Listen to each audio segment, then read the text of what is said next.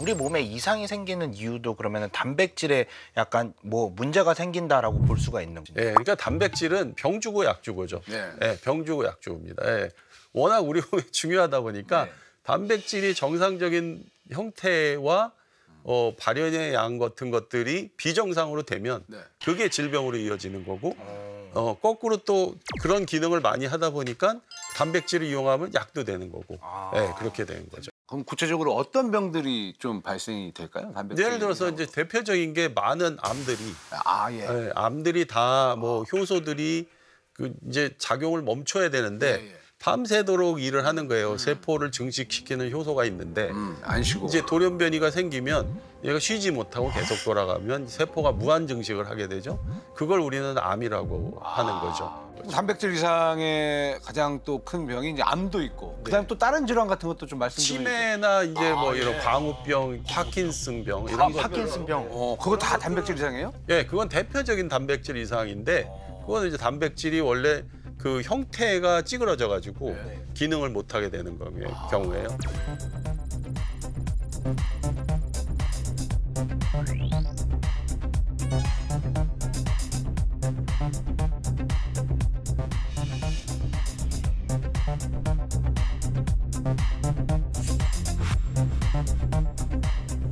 이게 찌그러져 가지고선 자꾸 이제 세포에 침착이 되니까 신경세포가 자꾸 죽게 되고 그럼 기억이 자꾸 사라지고 뭐 이렇게 되는 거예요. 단백질 이상이 있어서 이제 발생되는 거라고 하시는데 그러면 예를 들어서 치매면은 약간 이쪽 뭐 부위별 쪽에 있는 단백질들이 고장이 나는 거예요? 전체적으로 다 고장이 부위별로 고장이 나는 거예요. 부위별로 고장이 나면 이제 그렇게 그 질병들이 발동을 하는 거죠? 암처럼요. 네.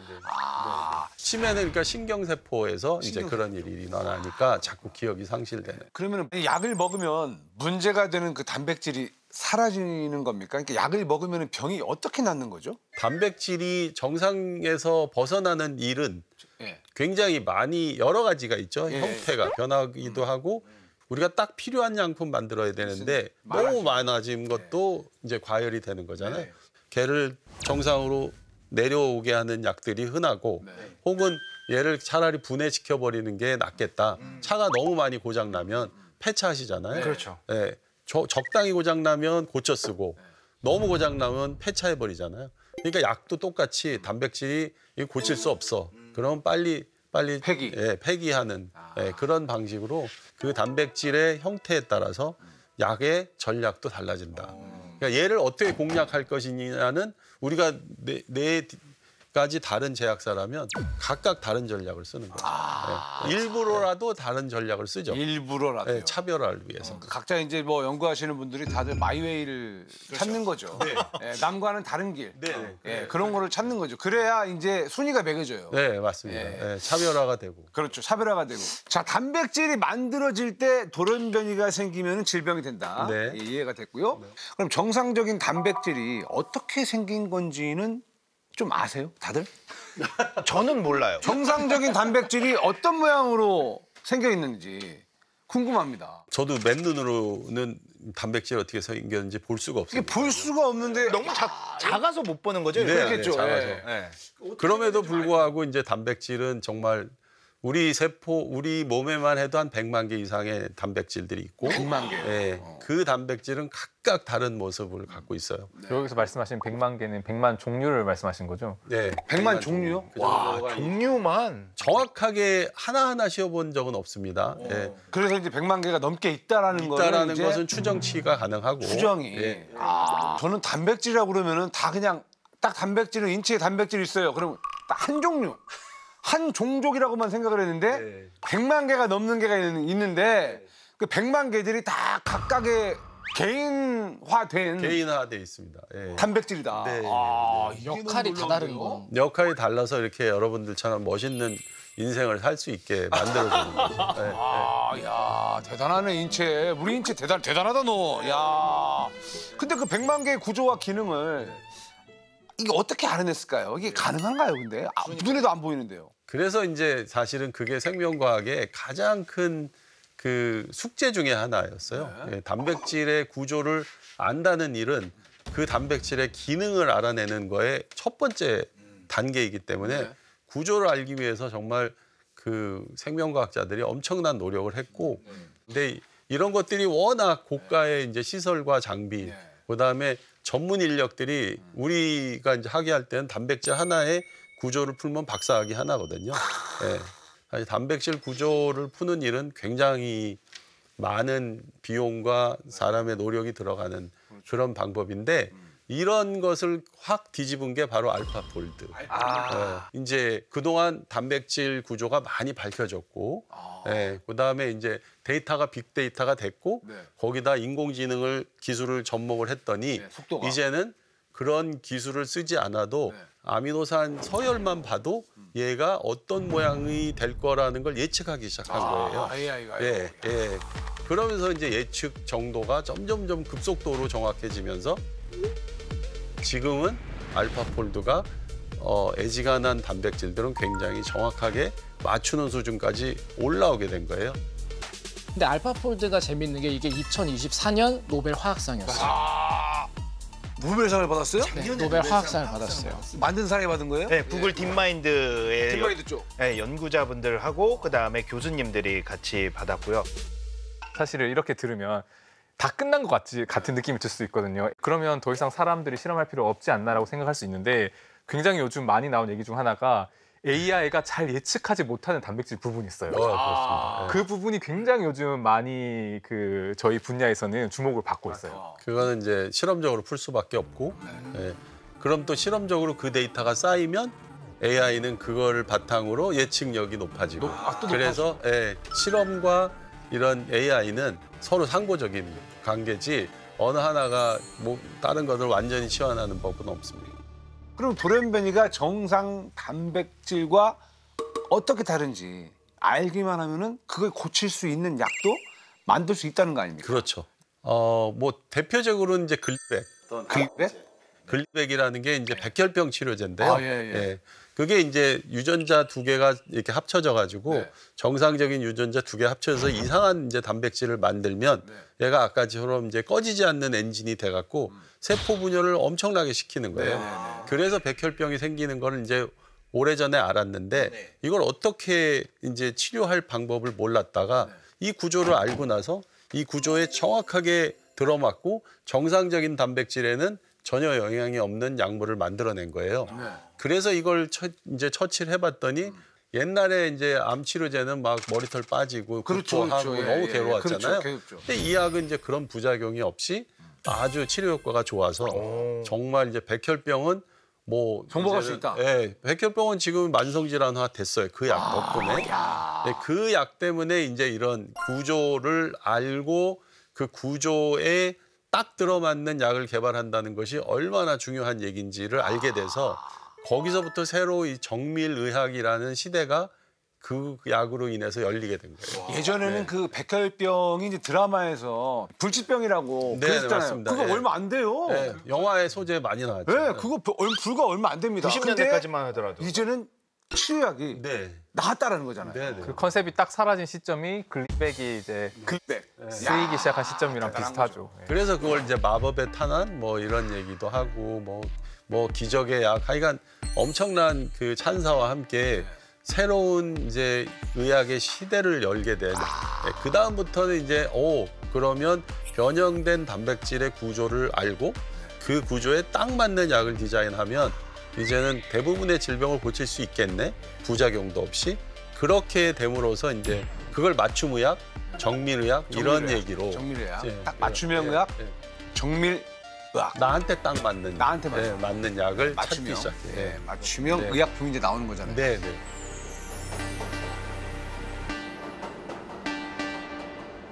근데 저는 이쯤 돼서 궁금한 게 최초로 만들어진 단백질 약은 무엇인가 궁금합니다. 최초의 단백질 약. 인슐린은 다 아시죠?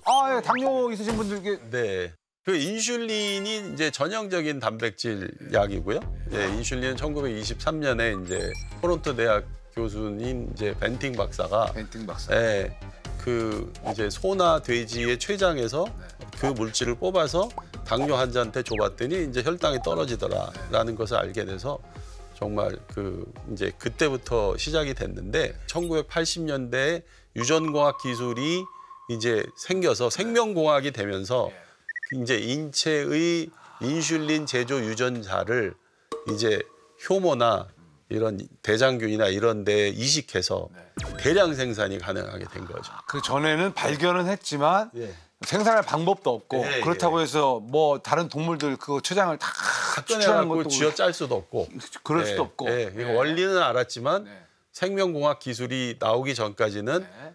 그 수많은 그 당뇨 환자들한테 혜택을 주기에는 어려웠다. 그 수십 년이 흘러서 이제 예, 드디어 생명공학 기술이 나오면서 최초로 이제 인슐린 하자. 왜냐하면 당뇨 환자 너무 많으니까.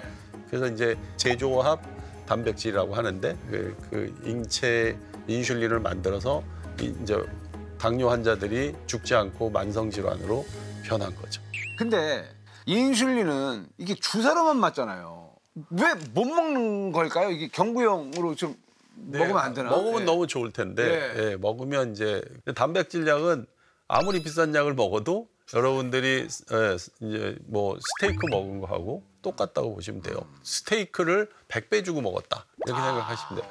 모든 단백질은 입으로 들어가면 뭐 우리 위장에서는 뭐 이게 항체든 뭐든 다 분해시켜 버립니다. 그러니까 절대 단백질 약을 드시지 말고 단백질 약은 그래서 주사로만 지금 가능한 거죠.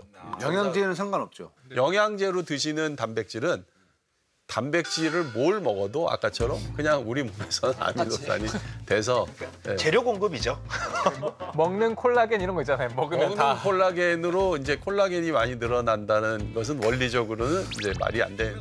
주의사항은 단백질 약을 드시지 말아라. 단백질로 된 약은 입에다 넣지 마라. 넣지 말아라. 근데 이게 어쩔 수 없이 주사를 맞는 약이 있지 않습니까? 예. 어쨌거나 꽂는 거하고 먹는 거하고는 가격 차이가 많이 나요. 네. 꽂는 게 가격이 비싸고 네. 먹는 게 싸요. 네. 예. 그러다 보니까 이제 뭐 드는 생각이 이 바이오 의약품은 다 비싼가? 라는 생각도 좀 듭니다. 특히 단백질은 무조건 네. 주사로 맞아야 된다니까 더 그러니까요. 비쌀 것 비싸죠, 같기도 해요. 비싸. 바이오의약품 시대가 오면서 네. 약효도 좋아지고 치료 뭐 어떻게 보면 환자들도 부작용이 적고 네. 굉장히 삶의 질이 좋아졌는데 문제는 값이 비싼 거예요. 가격 비싸죠. 제조가가 비싸고 네. 극단적으로는 지금 화이저에서 작년에 이제 그 승인된 혈우병 치료제 같은 거는 뭐 한 번 맞는데 42억 정도. 42억이요? 네. 한 번 맞는데요? 네, 혈우병이요? 네네. 야, 로켓 네. 타고 우주 갔다 오는데도 10억대인데 아니 한 번 맞는데 42억이면 네네. 그게 누가 어떻게 맞아요? 그 42억짜리 주사기가. 네, 불행하게도 이제 개발은 성공했고 치료 효과도 좋지만 네. 화이저는 이제 생산을 더 이상은 하지 않아요. 아 중단했습니까? 네. 그러니까 근데 가격이 그렇게 이제 올라가는 건 일반적인 좀 근데 추세예요. 그러면 애초에 그 저 뭐야 개발을 좀 했었어야 됐나? 맞으면 완치예요? 네. 한 번으로 한 번으로요? 한 번 맞으면 완치예요. 그래도 가격을 좀 내려가지고 네. 뭐 예를 들어서 420만 원부터 좀 출발을 해가지고 계속 이렇게 좀 그 파는 게 조금이라도 좀 도움이 되는 게 아닌가요? 만약에 이제 우리 코로나 백신처럼 네네. 혈우병 환자가 네. 수억 명이면 네. 가격을 떨어뜨릴 수 있죠. 그런데 이제 이런 병들의 환자가 그렇게 많지 않고 가격을 내릴 만큼 이제 일단 그 제조 단가도 안 되는 거죠. 420만 원에 4,200만 원이라도 제조 단가가 안 되니까. 그러니까 약간 팔면 팔수록 적자가 계속 나는. 그렇죠. 이건 팔면 안 되는 거죠. 예. 근데 이런 상황이 되면 사실 우리가 선택할 수 있는 게 생기는 게 만약 내가 혈우병인데 아무리 어떤 수를 써도 40몇 억은 안 된다. 그럼 이런 높은 가격이 있지만 또 요즘에는 인터넷에 정보가 굉장히 많잖아요. 네. 그래서 그냥 어차피 죽을지도 모르는 거 네. 내가 수제로 만들자. 약을? 바이오 약, 그 바이오 해커라는 사람들이 생겼다. 바이오 해커라는 게 있어요? 진짜로요? 인터넷 정보만으로 내가 약을 만든다? 예를 들어 내가 당뇨인데 인슐린을 그렇게 계속 구매하거나 할 여력이 안 된다. 그럼 인슐린 정도는 이미 많은 정보가 있으니까. 네. 그러면 이걸 그냥 내가 직접 만들어서 내 연명에 사용하자 이런 시도라는 생각이 들어요. 그런 게 있어요? 근데 물론 당연히 의도는 이해를 하고 상황도 알지만 위험성도 너무 높고 리스크 크지. 또 안전이 보장되지도 않았고 또 그 위험은 우리가 말한 유전자 조작이라는 행위도 해야 되기 때문에 이게 또 요즘에는 규제라든지 굉장히 엄격하게 관리되고 있는 또 사람들이 좀 많이 생기고 윤리적 있어요. 문제도 있겠네요. 근데 우리 교수님 처음에 오셨을 때 그 호암상 엄청 큰 상을 받았다고 하시고 단백질 합성 효소 연구를 하셨다고 하는데 이 단백질 합성 효소가 뭔지. 지금 이제 단백질까지는 그 지적 수준이 올라오신 거예요. 그렇죠. 올라야죠. 단백질 올라야죠. 네, 네. 그래서 뭐 단백질은 아까 이제 센트럴 도그마 말씀하신 것처럼 유전자가 RNA를 통해서 정보를 주고 그 RNA가 지시하는 정보에 따라서 아미노산 서열을 이어가면서 만들어지는 게 이제 단백질이거든요. 근데 단백질을 구성하는 그 아미노산의 형태가 이거는 20가지가 있어요. 근데 유전자를 만드는 DNA는 4개. 그러니까 4개의 단어를 쓰는 그 세상과 20개의 단어를 쓰는 세상 사이에 언어 소통이 돼야 되는 거잖아요. 그러니까 이 중간에 통역사가 필요한데 이 통역을 하는 효소가 제가 연구하는 단백질 합성 효소입니다. 근데 이렇게 중요한 기능을 하는 효소가 단백질이 시키는 일만 할까? 저는 이제 거기에 질문을 던지기 시작했고 원래 아주 흥미로운 것은 그 단백질을 만드는 유전자는 우리 몸에 2만 개의 단백질을 만들게 돼 있어요. 얘가 다시 또 변형을 하는 거죠. 단백질이 만들어지고 나서 다시 다양한 형태로 변화를 해서 실제적으로 다른 모양으로 다른 기능을 하는 것은 100만 가지 정도가 있다. 그러면 여기서 말씀하신 100만 종류에는 아미노산 서열이 똑같은데 다른 화학적 변형이 가한 것도 다른 종류라고 보시는 거예요? 그렇죠. 거기서 100만 가지의 단백질이 만들어지는 창조적인 일은 단백질이 만들어진 이후에 일어나는 일들이 많거든요. 그러니까 단백질은 시키는 일만 하는 것은 아니었다. 시키는 일만 하는 것은 아니었다. 그거를 우리 교수님이 알아내신 겁니까? 교수님이 그걸 알아내셨다. 단백질은 자기의 역할, 아미노산을 이렇게 합성하는 본연의 역할이 역할이 있는데 그 이후에 가만히 있어봐. 나는 이 단백질을 만드는데 다른 것들하고도 다 대화를 해야 되겠어. 이런 추가적인 기능을 단백질 합성 효소가 진화 과정에서 점점 이제 획득하게 된 거죠.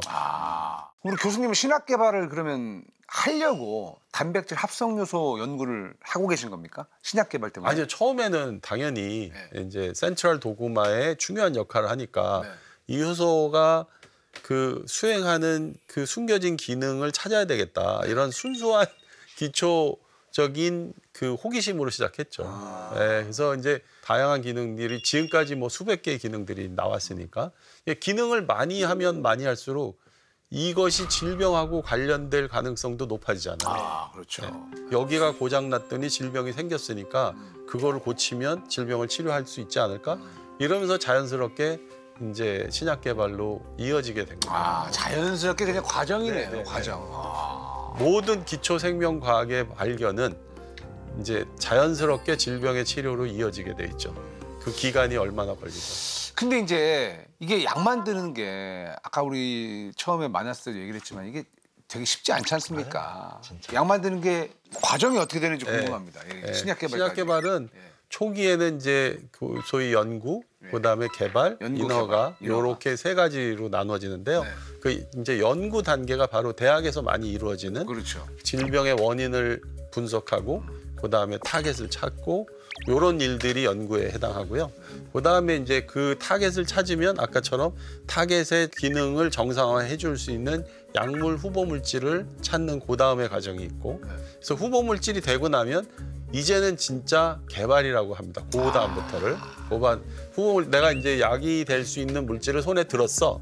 그러면 그걸 이제 바로 환자한테 가기 전에 동물 질병 모델에서 이제 독성이 있는지 약효가 나오는지 그 비임상을 거치고 그다음에 이제 임상 1, 2, 3상을 거쳐서 약이 나오니까 아주 길고 지난한 과정이죠. 근데 신약이라고 하는 게 새로 나온 약인 거잖아요. 다시 말하면은. 근데 예전에 막 진통제 같은 것도 다 기능이 알려져 있는데 새로 나온 약들도 있을 거고 정확하게 신약의 개념이 어떤 거예요? 신약은 크게 2가지가 있어요. 아예 새로운 타겟을 가지고 약을 만들었어. 세상에 없는 약을 만든 걸 우리는 혁신신약. 거기에 혁신이 붙습니까? 그다음에 말씀하신 대로 기존의 진통제가 있었는데 아직까지도 부족한 점들을 좀 아이폰이 계속 버전업 되는 것처럼 이걸 버전업 시킨 약을 우리는 개량신약이라고 합니다. 개량신약. 개량신약. 그래서 위에를 퍼스트 인 클래스, 밑에를 베스트 인 클래스 이렇게 얘기를 해요. 네, 그래서 약은 이 두 가지가 있는데 계량신약은 보통은 레퍼런스가 있기 때문에 약을 만드는데 비교적 쉽죠. 네, 쉽고 버전업이니까. 네, 예. 그 쉬운 게 10년에서 한 15년. 쉬운 게요? 쉬운 게요?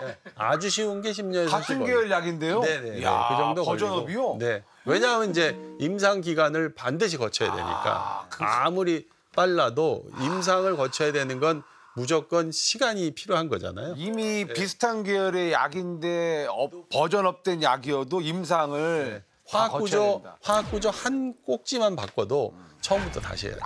네. 무슨 일이 있을지 모르니까. 야, 그러면 신약인데 되게 예전에 이미 개발됐던 건데 네. 우리가 만나는 건 새로운 거니까 신약이라고 할 수 있는 거지. 네. 이 사람들은 이미 그 신약 개발에 몇십 년을 썼다. 그렇죠. 라고 볼 수도 있는 거예요. 네. 그 기초부터 시작해서 쭉 연구해갖고 이게 약이 되는 순간 보통은 30년이 보통이고 그 정도가 되면 그분이 이제 노벨상을 받게 되는 이런 코스가 되는 거죠. 그래서 궁금한 게 그 신약 개발을 이제 많은 사람들이 할 거 아닙니까? 임상까지도 못 가고 한마디로 그냥 접혀버리는 케이스도 많겠죠? 아우, 임상에 들어가는 경우에는 1000분의 1. 1000분의 1이요? 일단 임상에 들어가서 허가 받는 데까지가 한 10분의 1. 그러니까 10분의 1. 이미 임상까지 들어가는 데가 엄청나게 큰 관문인 거죠? 그래서 임상에 들어가기만 해도 사실 연구자들은 자기가 할 일을 다 했다. 야, 임상까지만 가도 기적이다. 항상 이제 임상의 결과는 신의 영역이다. 왜냐하면 과학이 하는 것 예측이 불허니까 임상에 들어가서 제가 임상에 못 간 과학자입니다. 뭘로요? 자, 아까 이제 신약 개발 파트가 나오면서부터 이제 웃음이 안 나오고 약간 지도 교수님과 상담하는 느낌이 조금 들었는데 무슨 약이에요, 무슨 제가 약? 사실 그 박사학위 연구 주제가 신약 개발이었어요. 예. 저는 이제 C형 간염이랑 그리고 이 코비드의 뭐 형님격인 사스라는 사스. 네, 그것들에 대해서 진단법 만들고 다 테스트를 야, 해가지고 약까지만 들었었네. 결과적으로 이건 임상에 갈 정도는 아니다가 돼가지고 끝나버렸죠. 그러니까 시간은 시간대로 공을 들였지만 정말 힘들었어요. 대학원생 입장으로 신약 개발을 했어서 지금 웃음이 잘 안 나와요. 본인이 신약 개발에 뛰어들었지만 임상까지 간다는 게 얼마나 힘든 건지를 알게 된 거죠, 이제. 그러니까 뭐 기사 같은 것도 보면 사실 이제 막 기적의 치료제 이런 기사들이 이제 막 사람들 막 기대하게 만들잖아요. 어디 무슨 해외 어디 대학교 연구팀이 뭘 발견했습니다. 뭐 치료제 갑니다. 근데 임상 이제 들어갑니다. 그 이후로 소식이 없어요. 그러면은 보통 이제 접힌 거죠. 뭐 그렇게 보면 되죠. 그 이후로 한참 동안 소식이 없어요. 그 접히는 이유가 예. 그 약이 가능성이 없어서 접히기도 하겠지만 사실은 투자가 안 되거나 여러 가지 이유가 있어요. 관심 있는 회사가 개발해주지 않으면 일개 연구자가 개발할 수 있는 스케일이 아니거든요. 신약 개발 하나에 보통 1조에서 5조가 들어가요. 1조에서 5조요? 네. 야, 많이 그거를 이제 개인이 아무리 이제 뭐 열정이 있고 한다고 해도 그건 뭐 국가와 이제 산업이 같이 수반되지 않으면 이제 이루어질 수 없는. 주변에 혹시라도 뭐 그런 케이스도 있습니까? 그러니까 신약 개발 팀인데 뭔가 이 사람들 해낼 것 같아요. 네. 그러면 미리 네. 모더나나 네. 화이자 네. 이런 큰 제약회사에서 접촉을 해서 네. 우리한테 팔아라. 네. 우리가 연구하겠다. 이런 경우도 있습니까? 그런 경우가 우리나라의 뭐 스타트업이라면 예. 그런 것을 이루어내는 것이 이제 가장 현실성 있는 비즈니스 모델이죠. 지금 교수님 개발하고 계시는 그 약은 지금 어느 정도나 진전이 됐습니까? 저는 이제 그 임상을 넘어간 경우가 있어서 네, 그래서 이제 임상을 넘어가는 것까지는 이제 임상을 넘어갔는데 정말 죽을 뻔했지만 임상을 넘어가서 진행하는 게 미국에서 있고 이제 비임상에 있는 게 있고 그다음 후보 물질에 있는 게 있고 여러 단계가 있습니다. 아무래도. 그러면 약간 진짜 예. 진짜 신약이 혁신 신약이요. 네. 그쪽으로 가시면 야 교수님 또 몇 년 보세요 앞으로? 뭐 정상적으로 가면 6년, 7년 정도겠죠. 6년, 정상적으로. 7년 안에 이제 네. 교수님이 이제 또 노벨상 또 가실 수도 있겠죠. 노벨위원회에 들어가 주십시오. 제가요?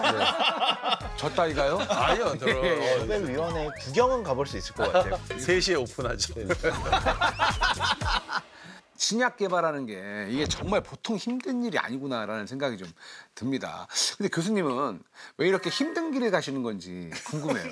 신약 개발은 뭐 가장 지금 현대 과학 중에 네.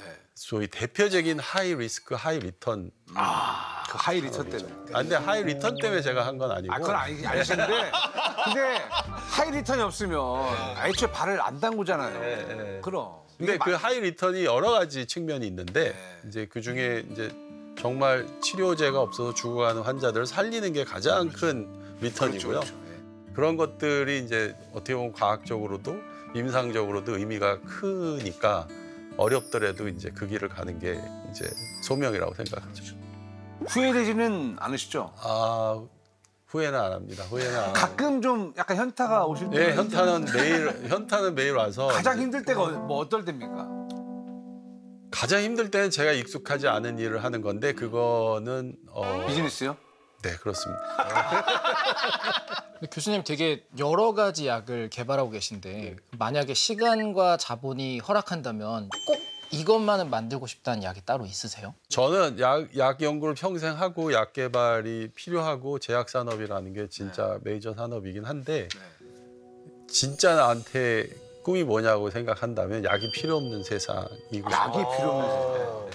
왜냐하면 약은 뭐 주변에도 아프신 분들 보면 알겠지만 아무리 약이 좋아도 환자가 되고 나면 완치라는 것이 거의 불가능해요. 아프기 전에 내 그 질병의 추이를 미리 모니터해서 그걸 예측해서 예방해서 아예 건강한 삶을 오랫동안 누릴 수 있도록 해주는 것 그런 예측 예방에 필요한 사이언스를 하는 것이 저의 만약에 무제한이라면 그런 것을 하고 싶습니다. 네.